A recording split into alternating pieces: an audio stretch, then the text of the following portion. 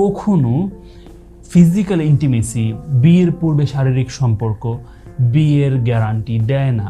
এবং আমরা অনেক পুরুষদের সাথে কথা বলে দেখেছি, ইন্টারভিউ নিয়ে দেখেছি, প্লাস অনেক রিসার্চ পেপারেও আমরা দেখেছি জিনিসগুলো। সেটা হচ্ছে ফিজিক্যাল ইন্টিমেসি হয়ে যাওয়ার পরে, একটা ছেলে একটা নারীকে শারীরিকভাবে পেয়ে যাওয়ার পরে ওই নারীর প্রতি ওই ছেলের আগ্রহ, মনোযোগ কমে যায়। এটা হচ্ছে একটা বিষয়। দ্বিতীয় গুরুত্বপূর্ণ বিষয়টা হচ্ছে ওই ছেলেটাই তখন চিন্তা করতে থাকে, এই মেয়েটা বিয়ে ছাড়া আমাকে তার সব কিছু দিয়ে দিয়েছে, তার মানে এই মেয়ে অন্য কাউকেও তার সব কিছু দিয়ে দিতে পারে। সে যেহেতু বিয়ে ছাড়া আমার সাথে ফিজিক্যালি ইন্টিমেটেড হয়েছে, সে অন্য কারোর সাথেও ইন্টিমেটেড হতে পারে।